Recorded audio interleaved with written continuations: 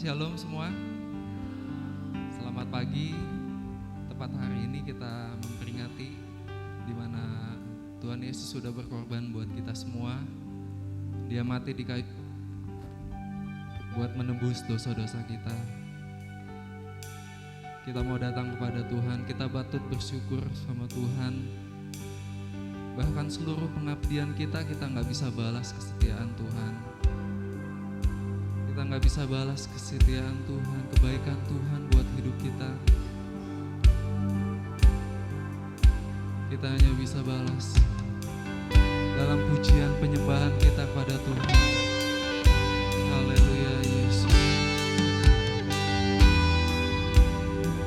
Terima kasih Tuhan. Haleluya Yesus. Haleluya.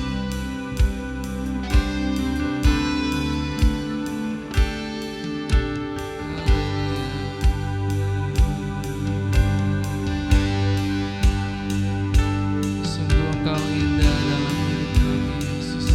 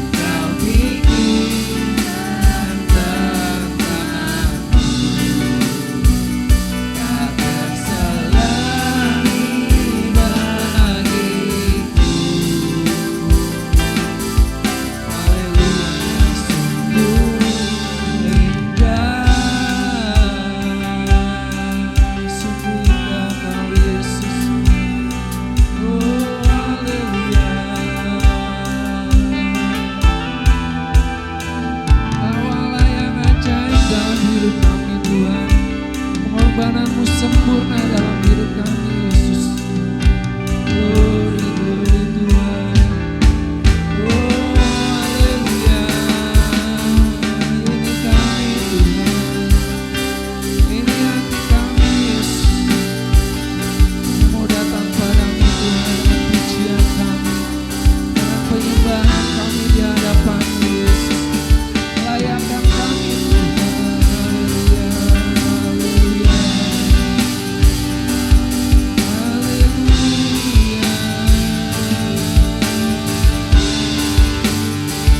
Terima kasih Yesus. Terima kasih Tuhan buat darah-Mu Yesus, buat pengorbanan-Mu dalam hidup kami Tuhan. Terlalu besar kasih-Mu Yesus. Haleluya, haleluya, haleluya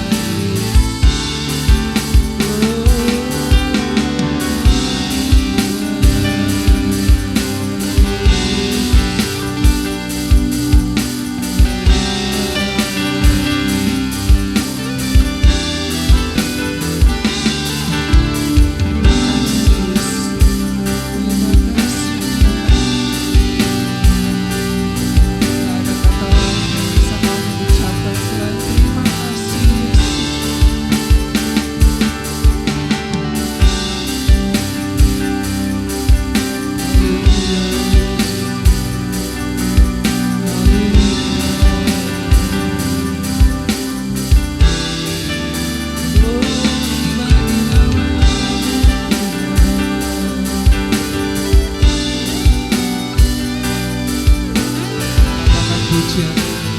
Sungguh besar pengorbanan Tuhan.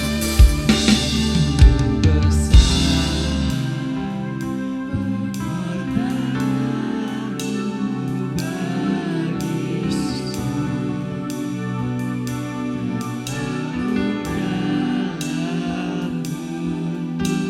pengorbanan-Mu bagi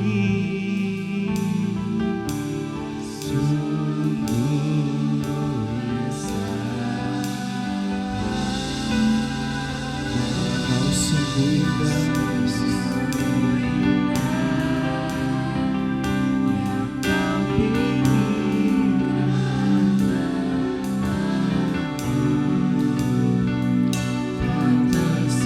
Terselami bagiku.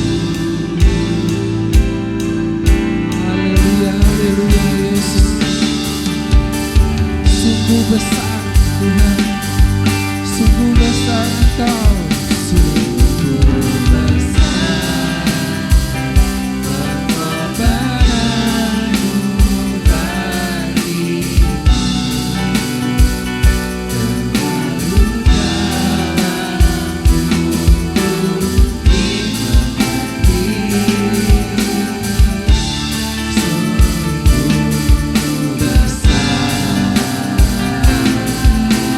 sungguh indah Kau Yesus. Kau pikirkan tentangku.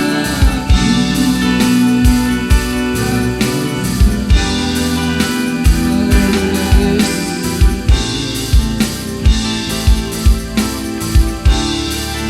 Sungguh indah. Katakan Engkau sungguh indah. Sungguh indah. Kau sungguh indah. Sungguh indah. Beri kemuliaan bagi Tuhan. Dia layak disembah. Haleluya, haleluya. Terima kasih Tuhan. Terima kasih buat salib-Mu, buat pengorbanan-Mu Yesus.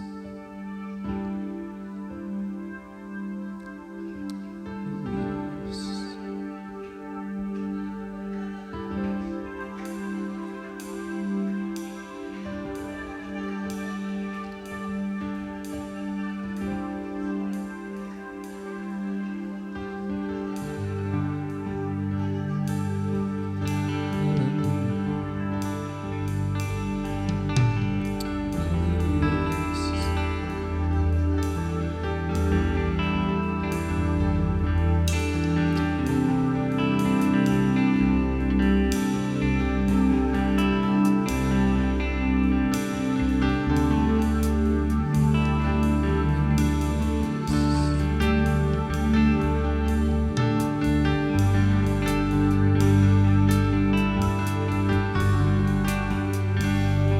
Mari ambil waktumu sejenak dengan Tuhan. Katakan 1-2 patah kata. Asal ucapan syukur kita sama Tuhan.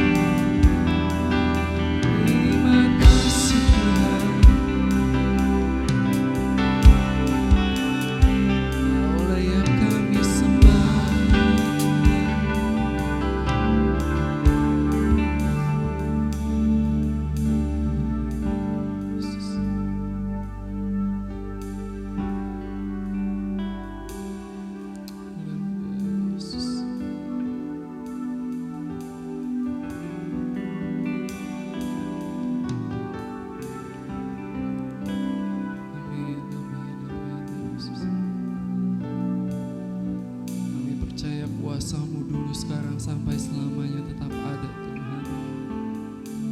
Kuasa darah-Mu, kuasa salib-Mu ya Tuhan, yang menyembuhkan setiap sakit penyakit Tuhan, yang memulihkan setiap kehidupan kami, masa lalu kami Tuhan. Kami mau tertuju kepada-Mu Yesus.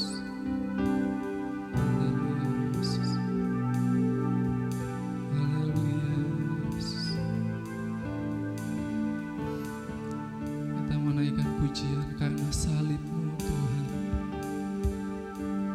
karena pengorbanan-Mu Yesus, karena salib-Mu kami hidup Yesus.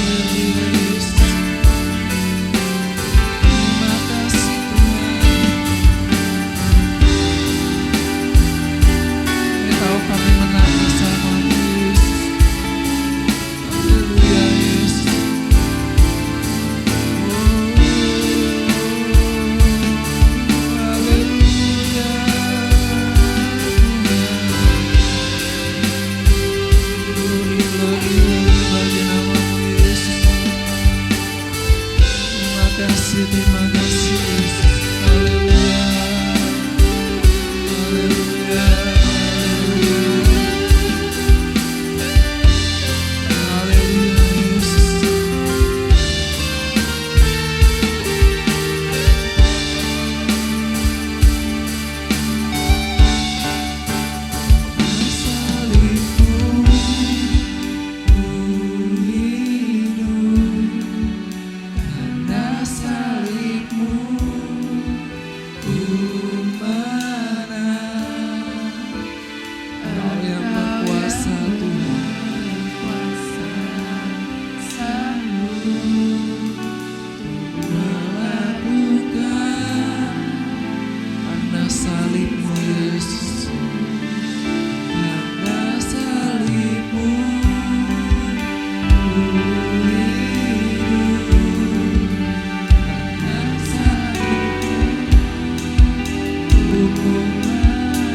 Engkau yang berkuasa Tuhan. Haleluya, haleluya Yesus. Mari sembah Dia, mari puji Dia, agungkan Dia. Haleluya Yesus.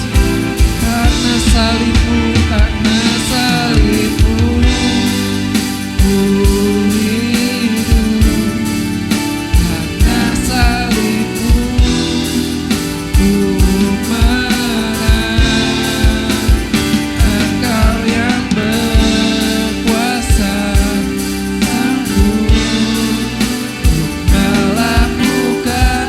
sekali lagi, karena salibmu Yesus, karena salibmu. Hati saya serahkan pada hamba-Nya. Haleluya Yesus.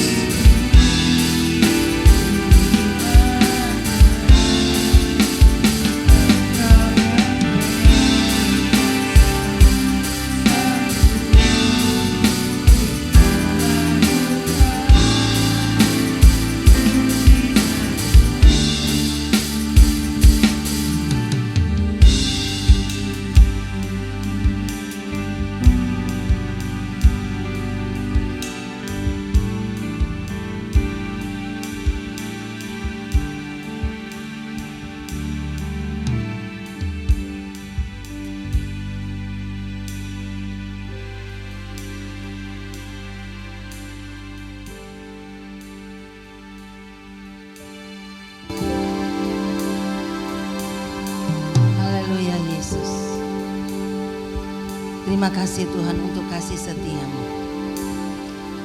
Terima kasih Bapa untuk anugerah-Mu. Terima kasih Bapa untuk kerelaan-Mu disalibkan untuk kami. Terima kasih Bapa untuk kerelaan-Mu turun ke dalam dunia ini untuk menyelamatkan kami. Karena kematian-Mu, karena kerelaan-Mu, karena kasih-Mu, kami diselamatkan. Bapa Surgawi, pada pagi hari ini Tuhan, kami bersyukur untuk kasih setia-Mu. Kami bersyukur untuk keselamatan yang Tuhan berikan bagi kami. Dan pada pagi hari ini kami ada di dalam rumah-Mu yang kudus. Kami siap untuk beribadah, menyembah Engkau. Kami siap untuk mendengarkan Engkau berbicara. Kami siap Tuhan untuk kembali merenungkan betapa besar kasih-Mu bagi kami. Kuasai hati, pikiran, dan perasaan kami pada pagi hari ini Tuhan. Dan berbicaralah bagi kami. Karena kami siap untuk mendengarkan kebenaran firman-Mu. Urapi hamba-Mu yang akan menyampaikan kebenaran firman-Mu. Hamba-Mu sangat terbatas. Tapi hamba berserah dan bersandar sepenuhnya kepada kuasa-Mu, kepada pimpinan kuasa Roh Kudus-Mu. Yang akan mengajar kami dan berbicara bagi kami. Ini hidup kami Tuhan, kami siap untuk diisi oleh kebenaran firman-Mu. Berbicaralah karena kami membuka hati kami sepenuhnya untuk ditaburi oleh kebenaran firman-Mu. Terima kasih Tuhan, dalam nama Tuhan Yesus kami berdoa. Haleluya. Amin. Puji Tuhan, silakan duduk.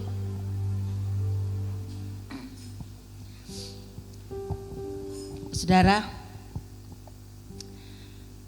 pagi ini kita berkumpul di dalam rumah Tuhan untuk kembali merenungkan betapa besar kasih dan pengorbanan Tuhan. Dan sebelum saya menyampaikan firman Tuhan, saya ingin mengajak saudara untuk merenungkan ini. Pada jam seperti ini, Yesus sedang menanggung penderitaan, Yesus sedang dianiaya, Yesus sedang dicambuk, Yesus sedang dipukuli, hanya untuk keselamatan saudara dan saya.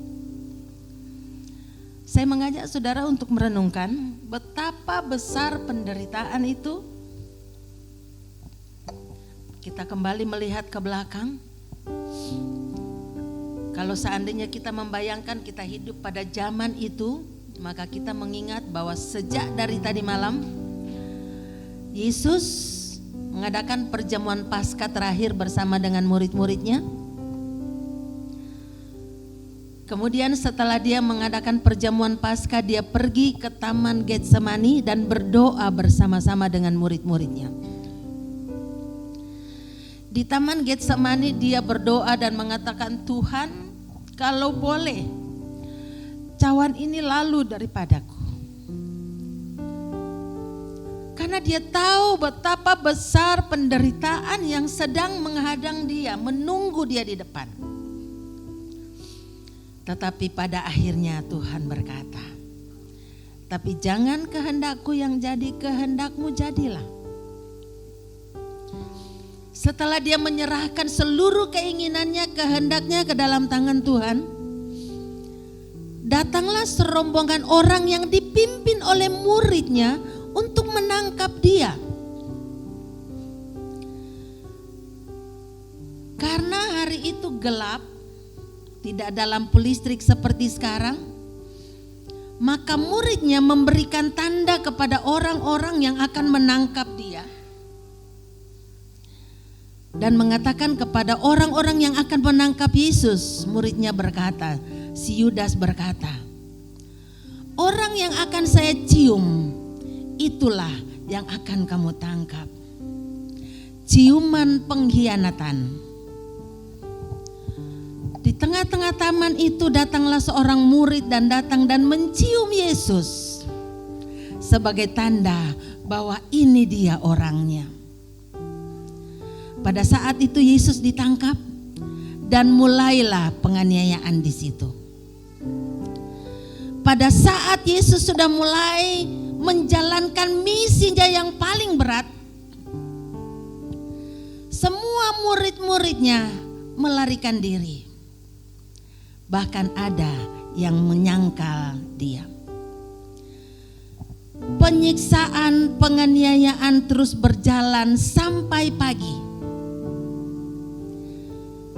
Puncaknya pada jam 9 pagi, Yesus disalibkan.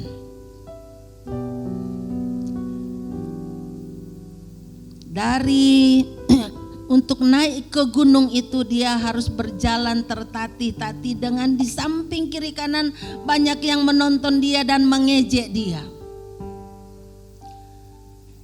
Ejekan-ejekan itu ada bermacam-macam saudara. Ada yang mengejek, ada yang menertawakan, ada yang segala macam. Tetapi ada wanita-wanita, ada perempuan-perempuan yang menangisi melihat Yesus. Pada jam 9 dia disalibkan. Dan pada waktu di atas kayu salib itu, dari jam 9 sampai jam 3 sore, dia ada tergantung di atas kayu salib. Dan di atas kayu salib itu ada 7 kalimat yang diucapkan oleh Yesus. Dan ke-7 kalimat ini itu mempunyai pesan yang sangat dalam buat kita semua pada pagi hari ini. Dan pagi ini saya akan mengajak saudara untuk merenungkan 7 kalimat, 7 perkataan yang diucapkan oleh Yesus pada saat dia ada di atas salib itu.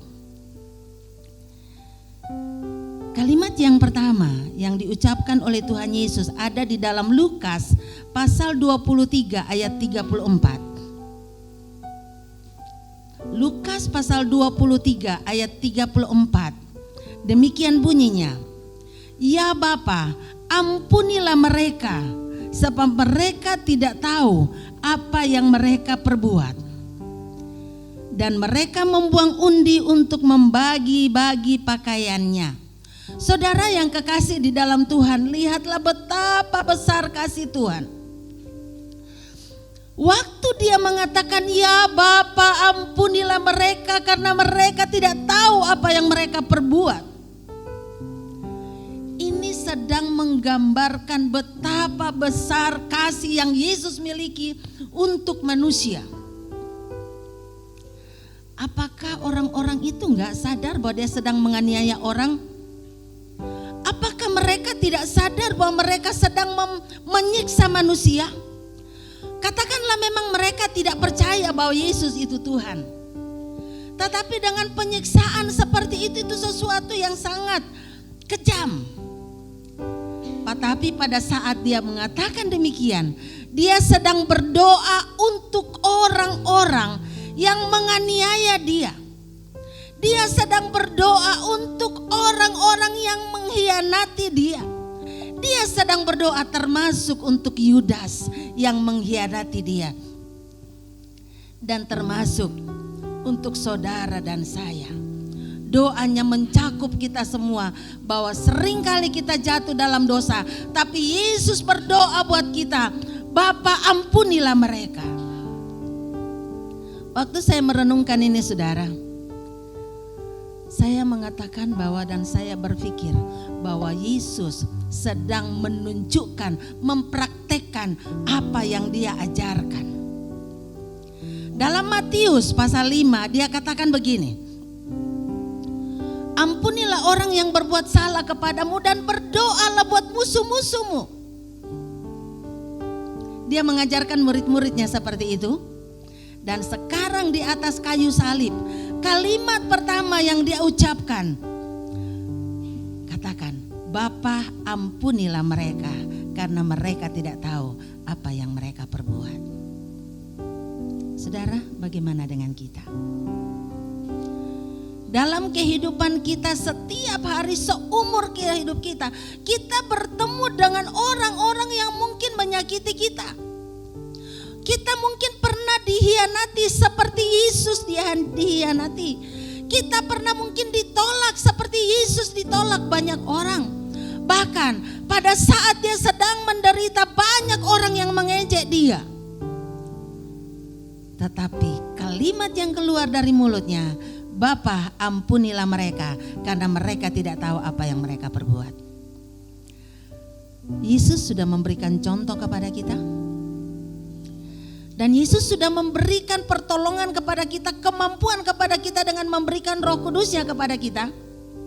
Supaya kita pun sanggup dan mau mengampuni orang-orang yang menyakiti kita.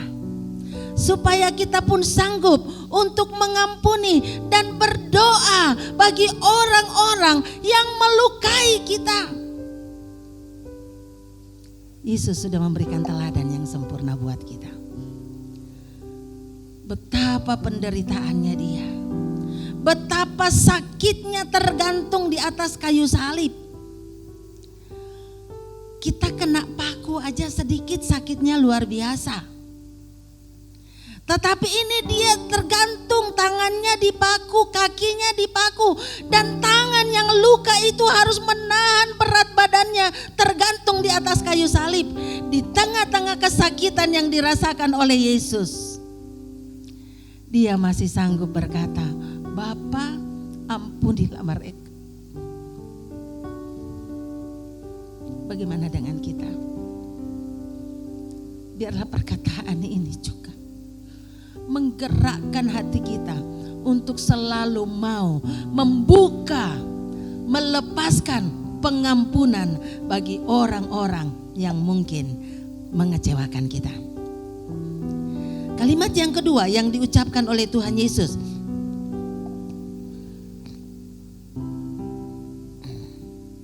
waktu dia ada di atas kayu salib. Di dalam Lukas pasal 23 ayat 42 sampai dengan ayat yang ke-43.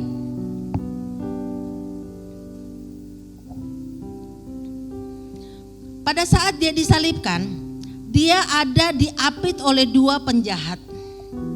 Yang satu di sebelah kanan, yang satu di sebelah kiri.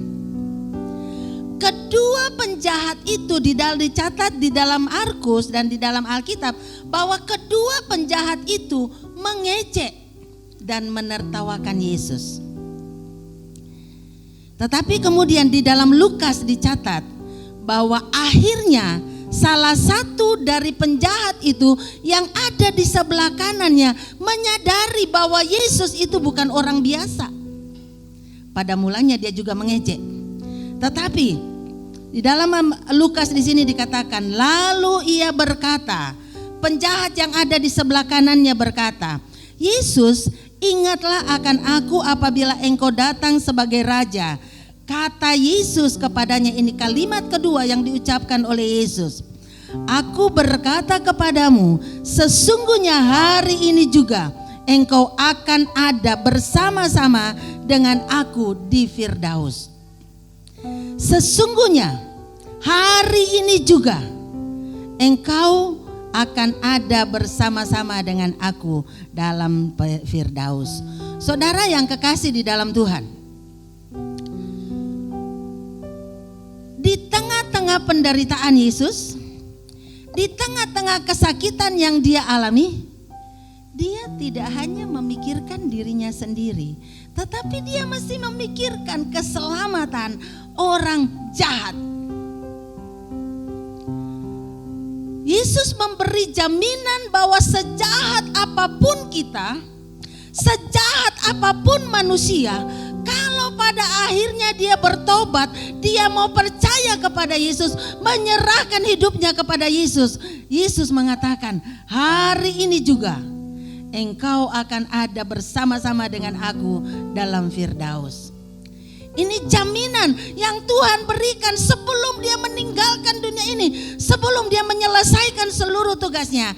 Dia memberikan jaminan sejahat apapun saudara, kalau saudara datang kepadanya dan minta ampun kepadanya dan mengakui dia, menerima dia, maka pengampunan itu selalu ada bagi saudara dan saya. Amin saudara. Kalimat ini juga memberikan maksud seperti ini. Dia katakan, hari ini juga engkau akan bersama-sama dengan aku di Firdaus. Orang yang disalibkan itu sudah pasti akan mati. Jadi tidak ada kesempatan lagi untuk berbuat yang lain. Nah, banyak keyakinan, banyak orang berasumsi begini. Kalau orang meninggal, itu rohnya tidak langsung pergi ke surga atau pergi kemana, tetapi rohnya masih ada jalan-jalan. Itu banyak yang keyakinan seperti itu. Rohnya masih ada di sekitar rumah. Ada yang mengatakan selama 7 hari dia masih ada dalam rumah. Pada hari ke-40 itulah dia pergi ke surga katanya, atau pergi kemana, tempat di mana dia istirahat. Tetapi ayat ini sedang mengatakan kepada kita, orang yang meninggal di dalam Tuhan, maka hari itu juga, pada saat dia meninggal, hari itu juga rohnya ada pergi ke tempat di mana dia seharusnya ada. Kalau dia orang yang percaya kepada Tuhan Yesus dan taat kepada Tuhan Yesus, maka hari di mana rohnya keluar dari tubuhnya, hari itu juga rohnya pergi ke Firdaus. Amin saudara. Jadi kalaupun saudara mungkin ada yang saudara kita dipanggil Tuhan, kemudian malam-malam kita mimpi lihat dia, jangan berkata, oh dia datang kepada saya, saudara, tidak. Karena orang yang sudah meninggal di dalam Tuhan itu sudah ada tempatnya sendiri, dan hari itu juga dia pergi ke tempat itu. Amin saudara. Waktu saya membaca itu saya merenungkan, oh iya ya, seringkali kita berpikir dia masih ada, tetapi sebenarnya tidak saudara. Yang berikut, kalimat yang ketiga yang diucapkan oleh Tuhan Yesus pada saat dia ada di salib, dia mengatakan begini. Di dalam Injil Yohanes pasal yang ke-19 ayat 26 sampai dengan ayat yang ke-7. Injil Yohanes pasal 19 ayat 26 sampai 27. Di situ dikatakan, ketika Yesus melihat ibunya dan muridnya yang dikasihinya berdiri di sampingnya, berkatalah ia kepada ibunya, "Ibu, inilah anakmu." Kemudian katanya kepada muridnya, "Inilah ibumu." Dan sejak saat itu murid itu menerima dia di dalam rumahnya. Saudara, menurut tradisi dan menurut kepercayaan, satu-satunya murid Yesus yang mengikuti Yesus sampai ke Bukit Golgota itu adalah Yohanes. Nah, rupanya waktu dalam perjalanan dari bawah, dari kaki gunung tempat dia dianiaya sampai ke atas itu, Yohanes selalu menggandeng dan bersama-sama dengan ibunya Yesus, bersama-sama dengan Maria dan wanita-wanita yang lain yang sedang menangisi Yesus. Dan di sini digambarkan bahwa ketika Yesus melihat ibunya dan muridnya yang dikasihnya berdiri di sampingnya, jadi Yohanes adalah muridnya yang selalu mendampingi ibunya. Ibunya Yesus dalam arti Maria. Yesus berkata, dia kalau boleh saya katakan, dia bicara kepada anaknya, kepada ibunya, "Ibu, ini anakmu." Seolah-olah di sini kita melihat bahwa Yesus yang tahu persis bahwa dia akan meninggalkan dunia ini, dia tahu bahwa dia masih peduli kepada ibunya. Sebagai seorang anak, dia sangat menghargai dan sangat memikirkan kelanjutan dari ibunya, sehingga dia mengatakan, "Ibu, ini anakmu." Dia menunjuk kepada Yohanes dan seolah-olah mengatakan, "Ibu, ini Yohanes sebagai penggantiku." Kemudian dia menoleh kepada Yohanes dan mengatakan, "Ini ibumu." Seolah-olah ada serah terima di sana, saudara. Ini sedang berbicara kepada kita bahwa Yesus sekalipun dia sudah mau pergi ke surga sebagai seorang anak dari seorang wanita yang melahirkan dia. Dia sangat peduli kepada ibunya sehingga dia tidak meninggalkan ibunya begitu saja, tetapi dia percayakan ibunya kepada murid kesayangannya, yaitu Yohanes. Saya mikir, saudara, bukankah Maria dan Yusuf punya anak-anak yang lain? Maria dan Yusuf punya anak yang lain selain Yesus. Ada Yakobus yang bukan muridnya Tuhan Yesus, ada yang lain-lain. Tetapi kenapa Yesus menitipkan ibunya kepada Yohanes? Karena Yesus tahu bahwa Yohaneslah yang punya ikatan emosional yang sangat kuat, dan Yohaneslah dari sekian muridnya itu yang sangat dia tahu bahwa itulah yang akan sangat peduli dan akan merawat ibunya. Itu sebabnya dia menyerahkan ibunya kepada Yohanes. Stephen Tong mengatakan begini, kenapa Yesus menyerahkan anaknya kepada Yohanes bukan kepada saudara-saudaranya? Mereka mengatakan bahwa karena pada saat itu saudara-saudaranya sendiri juga belum begitu percaya kepada Yesus. Mereka belum bertobat. Dan Stephen Tong mengatakan bahwa ya, hubungan ikatan batin dalam sesama anak Tuhan, kerohanian itu jauh lebih kuat ikatannya dibanding dengan ikatan saudara yang tidak di dalam Tuhan. Itu kata Stephen Tong. Sehingga dia mempercayakan ibunya, dan menurut tradisi kalau di sini dikatakan bahwa sejak saat itu murid itu menerima dia di dalam rumahnya, dan menurut tradisi dikatakan bahwa sejak hari itu ibunya Yesus, Maria, itu hidup bersama-sama dengan Yohanes, dan sampai matinya dia ada bersama dengan Yohanes. Bagaimana dengan kita? yang masih ada selama kita masih hidup, apakah kita memberikan perhatian dan penghormatan kasih yang selayaknya kita berikan sebagai seorang anak kepada orang tua kita? Apakah kita sebagai anak menghargai orang tua kita dan mengasihi dia, peduli kepadanya? Jangan setelah orang tua kita mati baru kita berikan apa yang tidak bisa dia makan. Sudah mati baru berikan semua yang mau ini, atau sudah sakit, sudah sekarat, sudah nggak bisa makan, baru kita tanya, mama mau makan apa, papa mau makan apa. Tapi selama hidupnya kita tidak peduli. Selama dia masih bisa menikmati apa yang Tuhan sediakan, kita tidak peduli. Saya harap itu di sini gak ada, saudara. Kita semua yang ada di sini adalah orang-orang yang sangat peduli kepada orang yang sudah melahirkan dan membesarkan kita. Amin, saudara. Jangan pernah pelit kepada orang tuamu. Karena mereka lah saudara ada dan saya.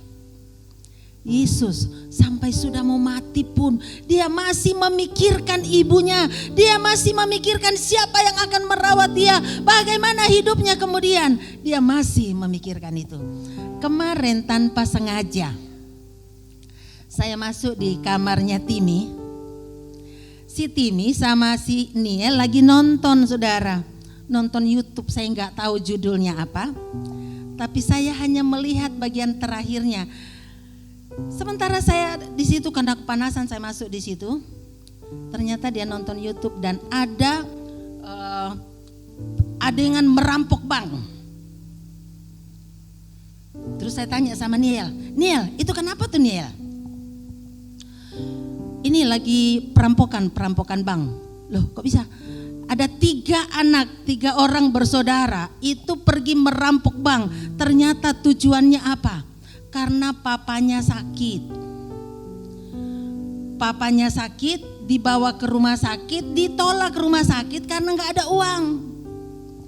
Akhirnya mereka 3 nekat pergi merampok bank hanya untuk membawa papanya ke rumah sakit. Dan akibatnya 3-tiganya mati. Tetapi sebelum mati yang satu ini tertati-tati bawa papanya ke rumah sakit dan dia keluarkan itu semua uang yang hasil rampokannya dan dia kasih ke rumah sakit itu dan dia katakan, ini uang, pokoknya apapun yang terjadi rawat papa saya di tempat yang terbaik, pokoknya papa saya harus sembuh. Kemudian akhirnya ringkas cerita mereka semua bertiga mati, yang tinggal satu adiknya yang paling kecil, dan akhirnya papanya hidup, saudara, sehat. Tanpa saya hanya lihat begitu, saya pikir ini mereka berjuang demi apapun juga untuk keselamatan papanya, walaupun caranya salah, jangan ditiru. Tetapi yang perlu ditiru adalah mereka rela melakukan apa saja. Tapi yang saya mau katakan, rela melakukan apa saja yang halal untuk menolong, memelihara orang tua kita. Amin, saudara. Kalau mereka rela melakukan apa saja, termasuk yang menghalalkan segala cara, itu tidak boleh. Ya, tetapi Yesus sangat peduli sekalipun dia sudah mau mati, masih memikirkan ibunya. Kalimat yang keempat yang diucapkan oleh Tuhan Yesus.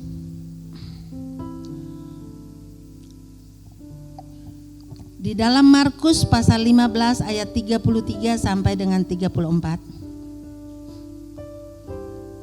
Dan juga di dalam Matius pasal 27 ayat 45 sampai 46. Pada jam 12 kegelapan meliputi seluruh daerah itu dan berlangsung sampai jam 3.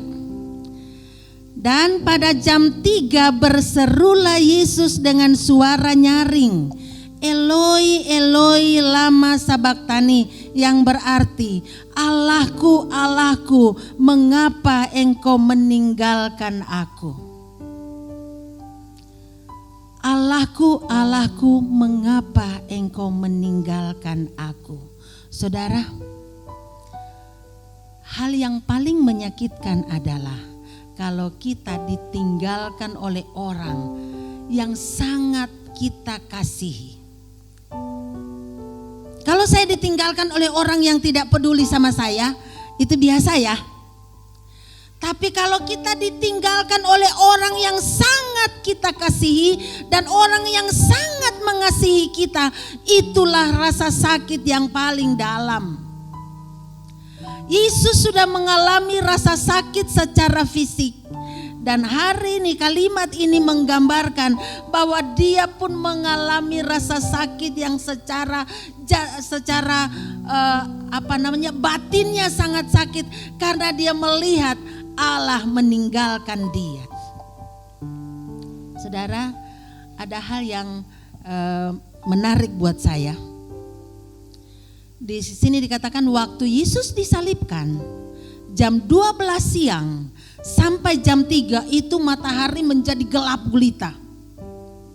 Dan pada saat terjadi gelap gulita itu tirai di bait Allah terbelah menjadi 2. Di siang bolong jam-jam 12 itu adalah jam-jam teriknya matahari.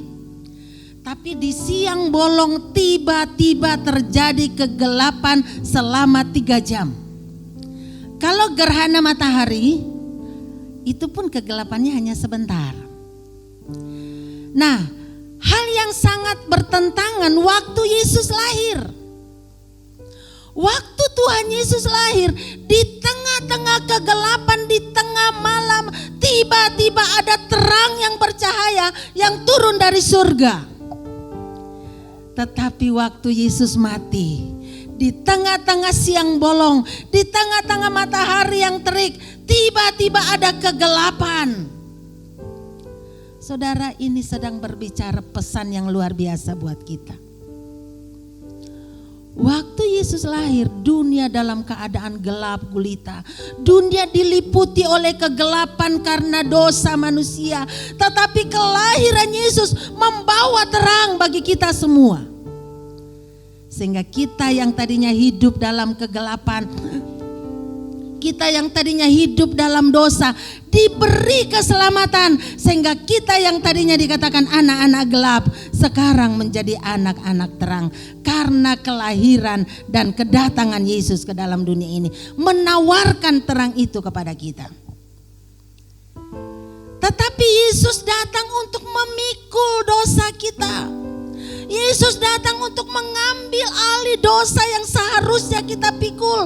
Kegelapan dosa yang harusnya menjadi beban kita diambil oleh Yesus dan dipikul oleh Yesus waktu dia ada di salib, saudara. Dia disalibkan karena pelanggaran saudara dan saya. Sehingga pada saat dia memikul dosa itu, kegelapan turun meliputi seluruh bumi. Artinya dosa-dosa kita disalibkan di salib itu, dipikul oleh Yesus. Dan pada saat itu Tuhan yang kudus, Tuhan yang suci memikul dosa kita. Dan Bapa di surga melihat dosa itu, dia memalingkan mukanya karena tidak sanggup. Ada yang mengatakan karena Allah jijik melihat dosa, maka dia memalingkan wajahnya dari anaknya yang dikasihinya. Sehingga Yesus berkata pada jam 3, Eli, Eli, lama sabatani. Allahku, Allahku, mengapa engkau meninggalkan aku? Dia disalibkan, dia ditolak, dia dianiaya karena dosa saudara dan saya.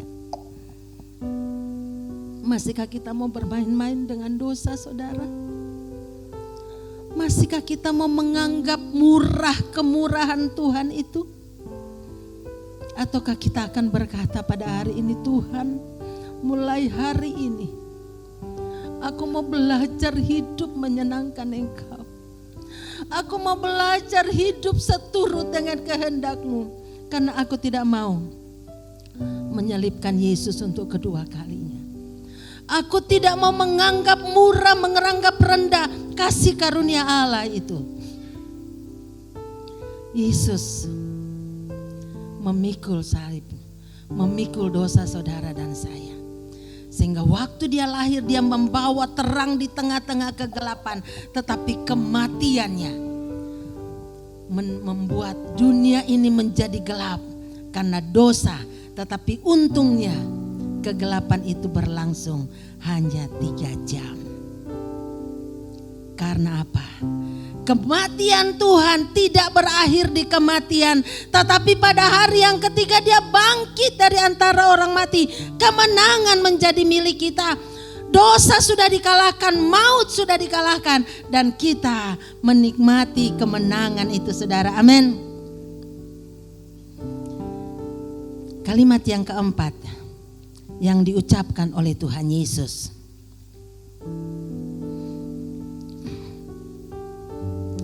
Setelah kalimat yang kelima, kalimat yang kelima yang diucapkan oleh Tuhan Yesus pada saat dia disalib.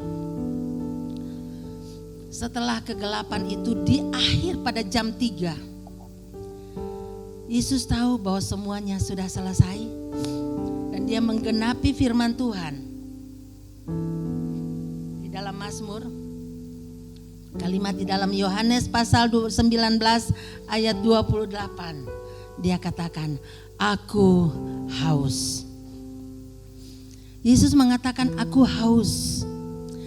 Ini sedang menunjukkan kepada kita bahwa Yesus yang disalibkan itu dia sedang berperan sebagai manusia biasa yang tahu rasa haus, yang tahu rasa sakit. Mungkin kita mengatakan, oh dia disalibkan kan dia Tuhan, jadi dia tidak merasakan rasa haus, dia tidak merasakan kesakitan. Tetapi ini sedang menunjukkan kepada kita bahwa Yesus yang disalibkan itu adalah manusia 100% yang tahu yang namanya rasa haus, yang tahu yang namanya rasa lapar. Saudara bisa membayangkan, dia terakhir minum dan makan itu pada malam sebelumnya, pada waktu perjamuan Paskah, perjamuan terakhir.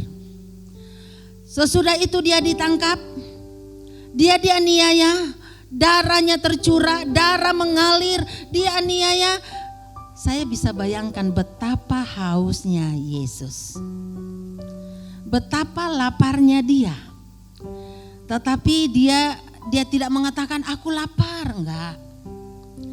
Kalau kita melihat di dalam Alkitab, kita menemukan bahwa Yesus 2 kali diberi minum, saudara. Yang pertama, waktu dia sedang dianiaya mau dibawa ke ini, dia dikasih minum. Dikasih minum anggur yang dicampur dengan mur dan dicampur dengan empedu. Nah, ternyata saudara, anggur yang dicampur dengan empedu dan dicampur dengan mur itu bisa berfungsi sebagai obat untuk menghilangkan rasa sakit. Jadi ada orang waktu Yesus dianiaya, ada orang yang memberi dia minum itu. Tetapi kita melihat di dalam Alkitab bahwa waktu dia diberi minum, dia menolak anggur yang itu. Dia hanya cicipin dan dia tolak. Nah yang kedua, waktu dia ada di kayu salib sudah mau mati, sudah hampir jam 3, sudah detik-detik terakhir, dia berteriak, aku haus. Kemudian ada orang, rupanya memang mungkin tradisi itu sudah dipersiapkan, anggur asam. Jadi saya membayangkan waktu dia berteriak, aku haus. Mungkin ada orang yang mengatakan, rasain lo. Mungkin ada juga orang yang mengatakan, katanya kamu anak Allah, udah sediakan minum untuk kau minum sendiri. Mungkin ada ejekan-ejekan seperti itu. Tetapi ada juga orang yang masih punya niat baik. Kemudian dia ambil, kalau di situ dikatakan ada anggur asam yang dicocokkan ke dalam bunga karang dan dikasih ke mulut Yesus. Nah, waktu saya mempelajari itu, rupanya bunga karang itu seperti spons. Jadi anggur asam itu dicelupkan ke dalam, kita bayangkan aja spons. Anggur asam itu dicelupkan ke dalam spons itu dicelupkan ke dalam anggur asam. Anggur yang sudah rusak, sudah tidak enak. Dan karena Yesus disalibkan, orang tidak mungkin pergi kasih minum gelas. Jadi ditaruhlah itu di ujung, kemudian ditaruh ke mulutnya, dan itu membasahi sedikit mulut Yesus. Dan itu adalah penggenapan dari firman Tuhan. Dan sesudah itu dia minum sedikit, dan akhirnya dia berkata, kalimat yang ke-6 yang diucapkan, sudah selesai. Di dalam Yohanes pasal 19 ayat 30. Dia katakan, sudah Yesus minum anggur asam itu, berkatalah ia, sudah selesai. Lalu ia merunduk kepalanya dan menyerahkan nyawanya. Sesudah dia minum anggur asam itu, dia mengatakan sudah selesai, artinya dia sudah menyelesaikan seluruh misinya untuk datang ke dalam dunia ini, menyelamatkan dunia. Misinya sudah selesai. Karena misinya sudah selesai, dia menyerahkan hidupnya. Dan kalimat yang ke-7 yang diucapkan oleh Tuhan Yesus adalah dia berkata, di dalam Lukas pasal 23 ayat yang ke-46, dia berkata, lalu Yesus berseru dengan suara nyaring, ya Bapa, ke dalam tanganmu kuserahkan nyawaku. Pada jam 3 persis dia mengatakan, ya Bapa, ke dalam tanganmu kuserahkan nyawaku. Sesudah demikian ia menyerahkan nyawanya dan dia meninggal dunia, saudara. Setelah dia menyelesaikan semua misinya, setelah dia mengerjakan semua yang tujuannya hidup datang ke dalam dunia ini, dia mengatakan, ya Bapa, ke dalam tanganmu kuserahkan nyawaku. Dengan kata lain, Tuhan, aku siap untuk kembali karena aku sudah menyelesaikan tugasku di dunia ini. Saudara, selama kita masih diberi kesempatan oleh Tuhan untuk ada di dalam dunia ini, itu berarti masih ada tugas yang Tuhan percayakan kepada kita. Masih ada tugas yang harus kita kerjakan. Tuhan tidak pernah menciptakan kita iseng-iseng. Saya mau menciptakan Iren, saya mau taruh dia di dunia ini. Kira-kira apa ya yang bisa dia lakukan? Enggak, saudara. Saya mau menciptakan Pak Osen. Kira-kira apa ya yang bisa dia lakukan? Saya mau lihat dia bisa lakukan apa sih? Tetapi waktu Tuhan menempatkan kita di dalam rahim ibu kita, Tuhan sudah punya rencana buat kita. Dan tugas kita di dunia ini adalah menyelesaikan pekerjaan Dia yang memanggil, yang menempatkan kita di dunia ini. Tapi saya tahu dari mana ya apa tugas saya? Alkitab memberikan banyak petunjuk. Mari kita punya hubungan, selalu bertanya kepada Tuhan, supaya kita tahu untuk apa kita ada di dalam dunia ini. Jangan kita seperti penyanyi, ada penyanyi dunia dulu yang saya masih muda, saya masih kecil, dia suka nyanyi begini. Untuk apa aku ini harus kau lahirkan ke duniamu? Untuk apa? Untuk apa aku tak tahu. Kasihan amat orang itu, saudara. Dia nggak tahu untuk apa dia ada di dunia ini. Ada yang ingat penyanyinya itu siapa? Itu zaman dulu, pasti yang muda-muda nggak tahu. Tapi saya selalu ingat kalimat itu sepotong, karena kasihan sekali orang itu nggak pernah tahu tujuan hidupnya apa. Hari ini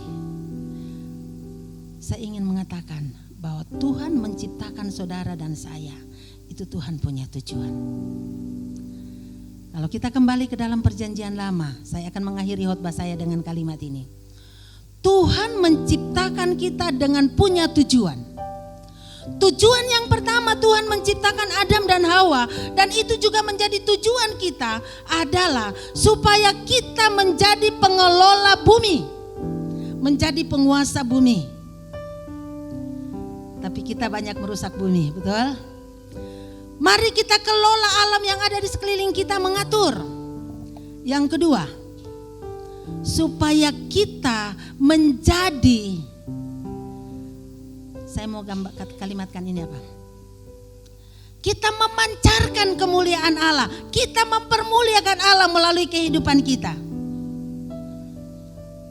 Berapa waktu yang lalu saya mendengar khotbah Stephen Tong, dia kasih gambaran begini. Bulan, matahari itu adalah sumber cahaya yang paling besar dan itu bersinar pada siang hari. Tetapi bulan itu memancarkan, menangkap cahaya matahari dan memancarkannya pada malam hari. Dan dia katakan, demikianlah kita diciptakan oleh Tuhan supaya kita menangkap cahaya kemuliaan Allah dan kita bisa memancarkannya di tengah-tengah dunia di mana Tuhan menempatkan kita. Tujuan yang ketiga, supaya kita dapat menikmati kasih karunia Allah, menikmati berkat-berkat Tuhan. Tuhan menciptakan alam untuk siapa? Untuk manusia. Tuhan menciptakan semua yang ada di bumi ini untuk kepentingan manusia. Tetapi manusia diciptakan untuk memuliakan Tuhan. Itu tujuan hidup kita. Dan yang keempat adalah supaya kita melaksanakan kehendak Dia yang memanggil kita, yang menciptakan kita untuk membangun kerajaannya di muka bumi ini. Amin saudara. Mari kita tahu tujuan hidup kita. Yesus setelah dia tahu bahwa dia turun ke dalam dunia ini untuk menyelamatkan manusia, untuk mati, untuk disalibkan demi keselamatan manusia. Dan waktu dia sudah menyelesaikan tugasnya, dia mengatakan sudah selesai. Kemudian dia katakan, ke dalam tanganmu kuserahkan nyawaku. Bagaimana dengan kita? Apakah kita sedang jalan di dalam jalan yang Tuhan, tujuan Allah menciptakan kita di dalam kehendak Tuhan? Sekali lagi, untuk mengetahui apa rencana Tuhan spesifik buat kita, bacalah firman Tuhan setiap hari, berkomunikasilah dengan Dia supaya Tuhan tunjukkan kepada kita apa yang harus kita lakukan. Amin saudara. Mari kita akan tunduk kepala, kita akan merenungkan kebenaran firman Tuhan ini. Kita akan nyanyikan pujian, ku mau hidup seturut kehendak Tuhan. Biarlah Tuhan akan menolong kita untuk hidup seturut dengan kehendak-Nya.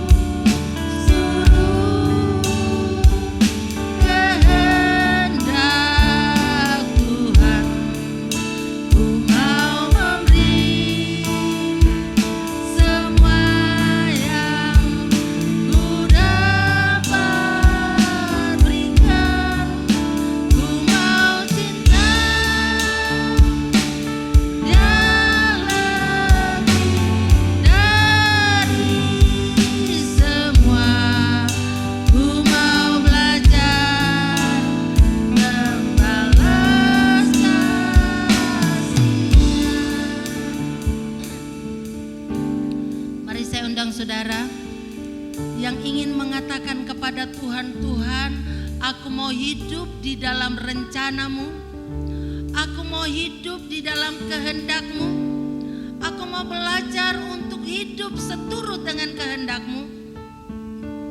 Bagi saudara yang ingin mengatakan seperti itu kepada Tuhan, mari saya undang saudara untuk bangkit berdiri di tempat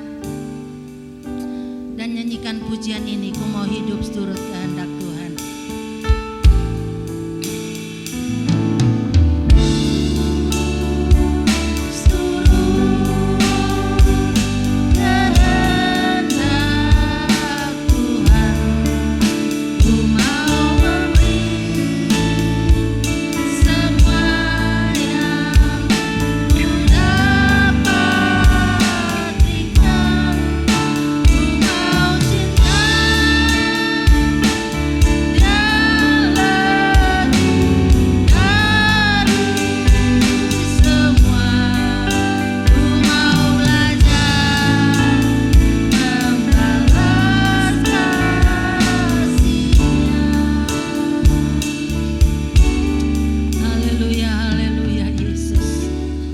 Masing-masing kita akan ambil waktu sejenak untuk kita berbicara kepada Tuhan dan katakan, Tuhan, ini hidupku.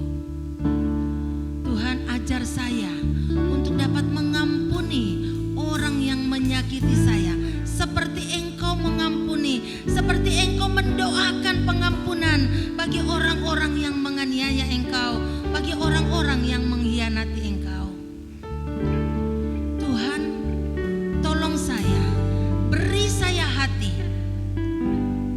yang selalu memikirkan kepentingan orang lain lebih dari kepentingan saya sendiri. Tuhan, tolong saya, beri saya hati untuk dapat menghormati, memperhatikan, mempedulikan orang yang sudah melahirkan saya, orang yang sudah membesarkan saya sehingga saya ada di dunia ini sampai hari ini, menghormati orang tua saya. Tuhan, ajak kami Bapa untuk rela menanggung, menjalankan misi yang Tuhan sudah berikan kepada kami, tanggung jawab untuk melaksanakan tugas-Mu di muka bumi ini, membangun kerajaan-Mu, sehingga pada akhirnya kami dapat berkata, aku sudah mengakhiri pertandingan, aku sudah selesai menjalankan misi, menjalankan tugas yang Tuhan percayakan. Sehingga pada saat Tuhan memanggil kami, kami sudah siap menghadap Engkau, karena kami sudah menjalankan kepercayaan yang Tuhan berikan bagi kami. Terima kasih Tuhan. Terima kasih Yesus. Terpujilah nama-Mu. Terima kasih Bapa Surgawi, pada pagi hari ini Tuhan, kami sudah mendengarkan kebenaran firman-Mu. Kami sudah merenungkan 7 perkataan yang Tuhan ucapkan pada saat-saat terakhir di salib. Kami melihat betapa besar kasih-Mu. Engkau membuktikan, Engkau mempraktekkan semua yang Tuhan sudah ajarkan kepada kami. Dan hari ini Tuhan, kami datang untuk memperingati hari di mana Engkau menyerahkan hidup-Mu, hari di mana Engkau disalibkan, hari di mana Engkau menyerahkan nyawa-Mu untuk kami. Dan kami mau mengambil bagian di dalam perjamuan kudus. Layakkan kami untuk mengambil bagian dalam perjamuan kudus ini ya Tuhan.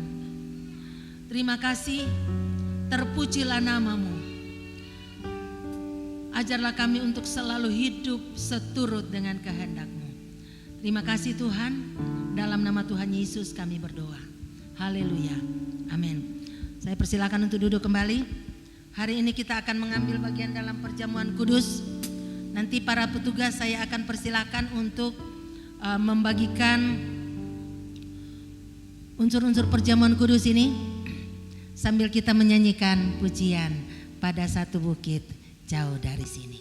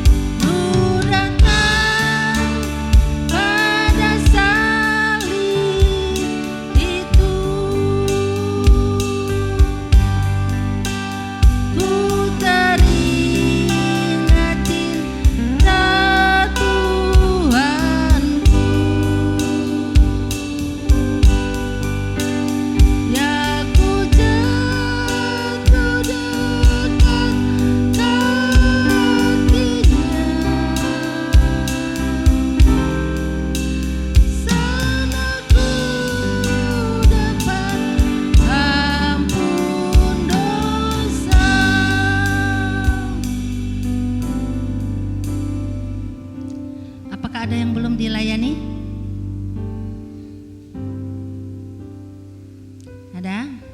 Ya.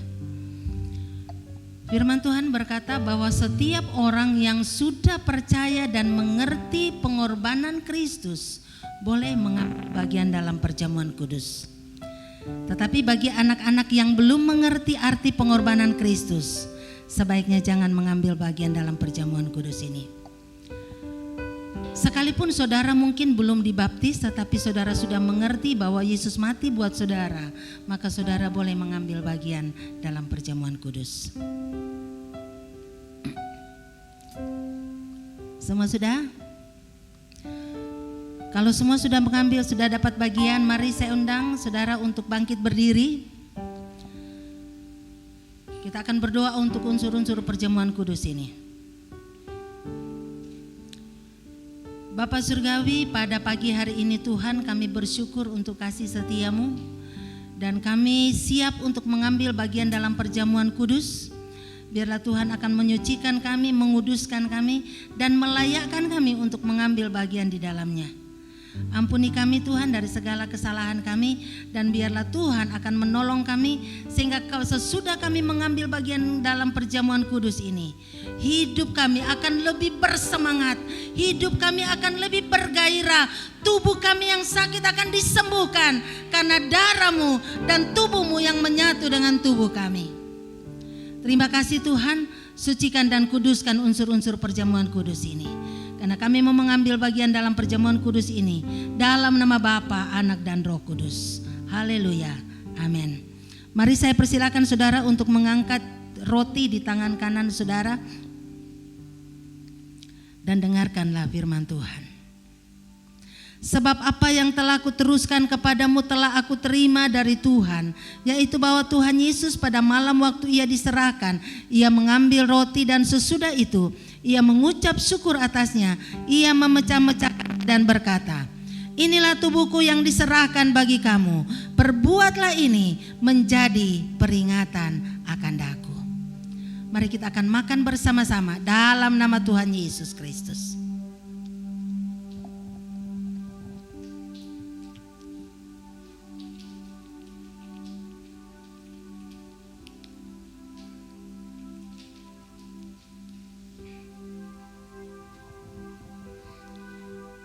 Sambil saudara memegang cawan di tangan kanan saudara, angkatlah cawan itu tinggi-tinggi. Lihatlah dengan iman saudara bahwa cawan ini adalah simbol dari darah Tuhan yang mengalir dari setiap luka pukulan, setiap luka akibat cambukan. Dari lubang paku mengalir darahnya, dan darah inilah yang mengampuni dosa-dosa kita. Darah inilah yang akan menyembuhkan sakit penyakit kita, menguatkan kita, dan kita diselamatkan. Dengarkanlah firman Tuhan. Demikian juga Ia mengambil cawan sesudah makan lalu berkata, cawan ini adalah perjanjian baru yang dimeteraikan oleh darahku. Perbuatlah ini setiap kali kamu meminumnya menjadi peringatan akan daku. Mari kita akan minum bersama-sama dalam nama Tuhan Yesus Kristus.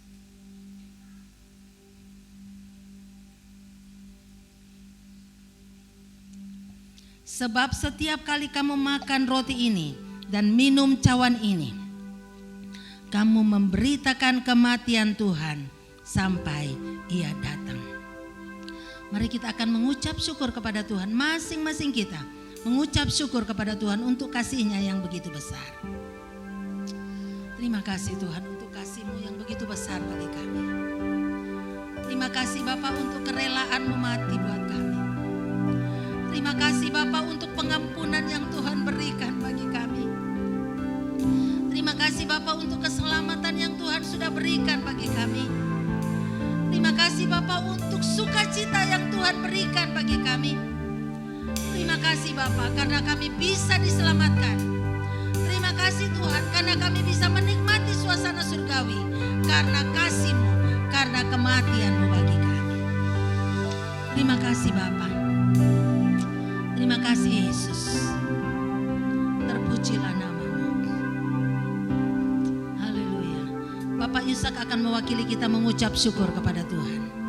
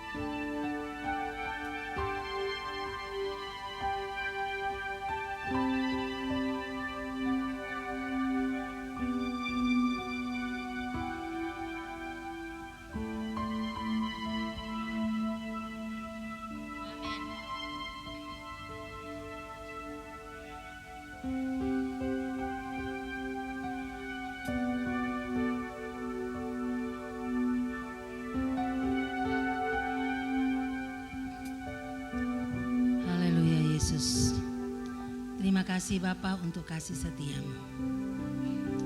Terpujilah namamu pada saat ini Tuhan, kami berdoa secara khusus untuk seluruh sidang jemaatmu yang ada pada pagi hari ini, baik di dalam ibadah ini maupun yang sedang mengikuti ibadah online di rumah. Tuhan tolong kami semua. Biarlah kami tetap mengingat betapa besar kasih-Mu bagi kami, dan kami mau belajar untuk terus hidup di dalam rencana-Mu ya Tuhan. Sehingga kami dapat berkata pada saat Engkau memanggil kami, kami juga dapat berkata, sudah selesai. Terima kasih Tuhan, terpujilah namamu. Bapa kami yang di surga, dikuduskanlah namamu, datanglah kerajaanmu, jadilah kehendak-Mu di bumi seperti di surga. Berikanlah kami pada hari ini makanan kami yang secukupnya, dan ampunilah kami akan kesalahan kami, seperti kami juga sudah mengampuni orang yang bersalah kepada kami. Dan janganlah membawa kami ke dalam pencobaan, tapi lepaskanlah kami daripada yang jahat. Karena Engkau-lah yang mempunyai kerajaan dan kuasa dan kemuliaan sampai selama-lamanya. Kedua tangan saudara dan terimalah berkat Tuhan.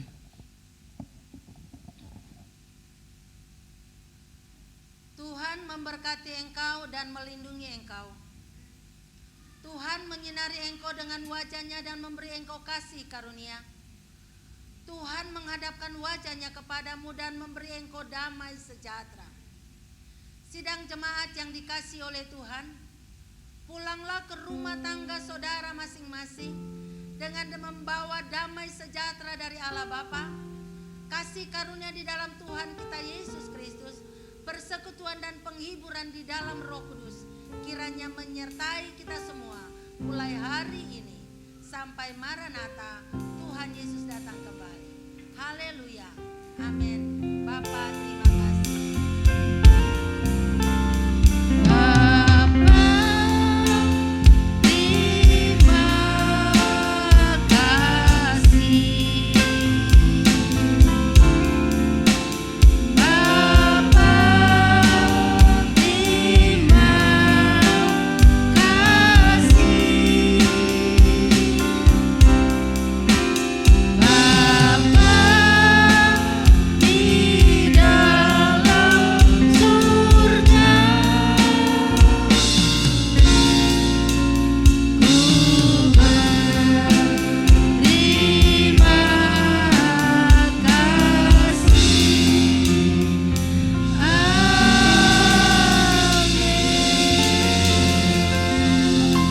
Silakan duduk, selamat Paskah. Ya, saya mohon